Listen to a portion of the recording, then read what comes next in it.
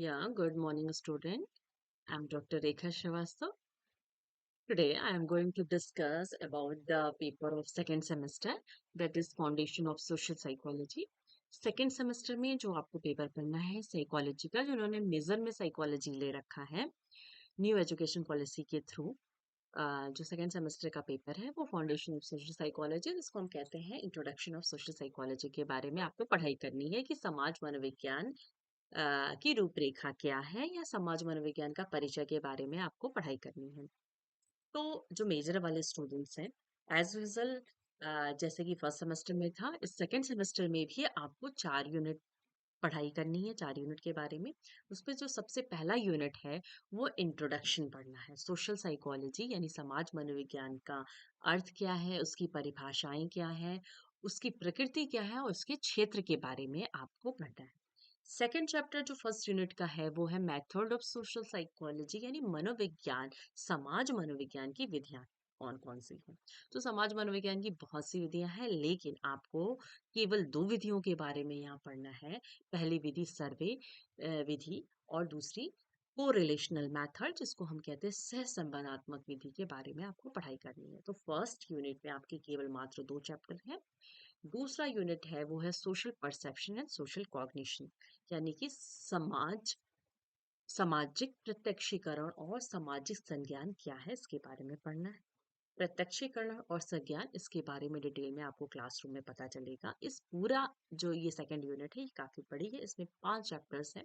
इसमें पहला चैप्टर आपका सामाजिक प्रत्यक्षीकरण का अर्थ पढ़ना है और अशाब्दिक यानी role of non verbal clues यानी अशाब्दिक संकेत की भूमिका क्या है सोशल परसेप्शन में यानी सामाजिक प्रत्यक्षीकरण में, उसके बारे में पढ़ना है।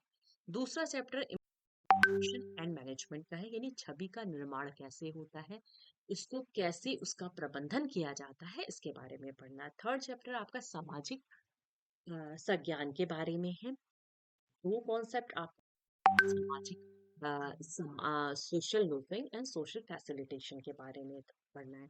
फोर्थ चैप्टर जो सेकंड यूनिट का है वो सोशल इन्फ्लुएंस यानी कि सामाजिक प्रभाव क्या है। सामाजिक प्रभाव में आपको 3 कॉन्सेप्ट पढ़ना है, कॉन्फॉर्मिटी, कॉम्प्लायंस एंड ओबीडियंस। और फिफ्थ चैप्टर जो लास्ट है वो इंटरपर्सनल अट्रैक्शन से है, यानी कि हम अट्रैक्ट कैसे होते हैं, आकर्षण का जो फिनोमिना है वो कैसे वर्क करता है, तो इसका अर्थ क्या है और कौन कौन से तत्व इसके लिए उत्तरदायी होते हैं। तो ये सेकंड यूनिट का पार्ट है।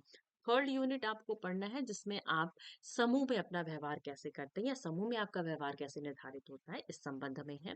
तो इस यूनिट में आपके टोटल 4 चैप्टर्स है। पहला चैप्टर है कि ग्रुप यानी समूह क्या होता है, उसके फंक्शंस क्या होते हैं, उसका क्लासिफिकेशन क्या है। दूसरा चैप्टर आपको समाज गतिकी के बारे में और समूह में निर्णय प्रक्रिया कैसे संपन्न होती है उसके बारे में पढ़ना है। थर्ड चैप्टर इसमें ग्रुप कोहेसिवनेस के बारे में है। और फोर्थ चैप्टर आपका इंटर ग्रुप रिलेशनशिप के बारे में है, जिसमें आपको पूर्वाग्रह के बारे में पढ़ना है कि पूर्वाग्रह क्या है, ये कैसे होता है, यानी इसके सोर्सेस क्या है और इसको कैसे मिनिमाइज किया जा सकता है, इसके रिडक्शन की टेक्निक्स क्या, इसके बारे में आपको पढ़ना है। फोर्थ यूनिट आपका एटीट्यूड, प्रोसोशल बिहेवियर एंड एग्रेशन के बारे में है। एटीट्यूड मीन्स होता है मनोवृत्ति या अभिवृत्ति, आप कुछ भी इसको हिंदी में कह सकते हो। प्रो सोशल बिहेवियर का मतलब होता है प्रति सामाजिक व्यवहार क्या है, और एग्रेशन जिसको आप आक्रोश कहते हैं, आक्रमणशीलता कहते हैं, जो भी कहते हैं, उसको उसके बारे में आपको पढ़ना है।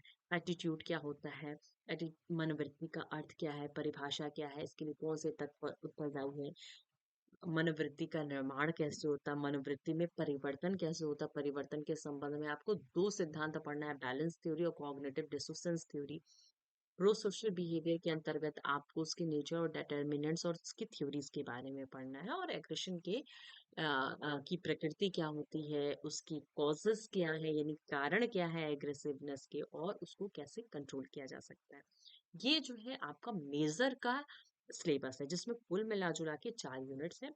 और इस पूरे 4 यूनिट को हम लोग को 40 लेक्चर के अंतर्गत खत्म करना है। मैं ये चाहती थी कि ये पूरा इंट्रोडक्शन हम लोग ऑफलाइन क्लासरूम में डिस्कस करें, बट वही पॉसिबल नहीं हो पा रहा है। बट एज यूजुअल हमारे पास समय बहुत कम है, हमें बहुत कम समय में अपना ये पूरा सिलेबस कंप्लीट करना है। पेपर छोटा नहीं, पेपर बड़ा है। टोटल 4 यूनिट है और हमारे पास समय कम है, इसलिए जो फर्स्ट लेक्चर था उसको मैंने ऑनलाइन माध्यम से आपके पास पहुंचाने की कोशिश की है, ताकि आप सिलेबस से एक तरह से इंट्रोड्यूस हो जाए।